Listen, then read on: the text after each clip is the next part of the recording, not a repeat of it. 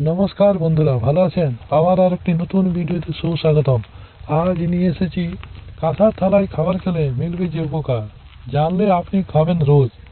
এখনকার বর্তমানে আমাদের দিন দিন প্লাস্টিক ও স্টিলের বাসনে খাবার খাওয়া শুরু হয়ে গেছে, কিন্তু বিশেষ করে কাঁসার বাসনে যে গুণ রয়েছে তা আজ আমরা জানব। আগেকার দিনে অনেকে কাঁসার থালাবাটিতে খাওয়া দাওয়া করতেন। বর্তমানে কাঁচ, স্টিল ও মেলামাইনের পাত্রে খাবার খান কম বেশি সবাই। পরে কাঁসার থালায় খাবারের স্বাদ অনেকে ভুলে গেছেন, তবে এই থালায় খাবার খাওয়ার একটি বিশেষ উপকারিতা আছে। আসলে কাঁসা একটি সংকর ধাতু, অর্থাৎ বিশুদ্ধ ধাতু নয়। অর্থাৎ 7.8% তামা ও 22% টিন দিয়ে তৈরি করা হয়।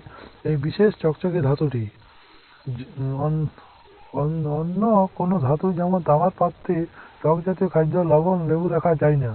এগুলোর সংস্পর্শে ক্ষতিকর বিষক্রিয়া হয়, যা যা পেটে গেলে পেটের ক্ষতি। তবে কাঁসার পাত্রে তেমন কোনো ঝুঁকি নেই, ফলে নিশ্চিন্তে খাবার খাওয়া যায়। বরং এই পাত্রে কিছু বিশেষ গুণ আছে, জেনে নেওয়া যাক সেগুলির বিষয়ে। কাঁসার পাত্রে ব্যবহার কি কি উপকার মিলবে? জলবাহিত রোগের ঝুঁকি কমে। অনেকে তামার পাত্র কিনে তাতে জল রাখেন, কাঁসার পাত্রে জল রাখা যায় 2-3 দিন। এই পাত্রে জল রাখলেও ব্যাকটেরিয়া ও ভাইরাস সংক্রমণের ঝুঁকি নেই। ফলে জলবাহিত রোগ যেমন কলেরা, ডায়রিয়া বা পেট খারাপ হওয়ার ঝুঁকি কম। রোগ প্রতিরোধ ক্ষমতা বাড়ায়।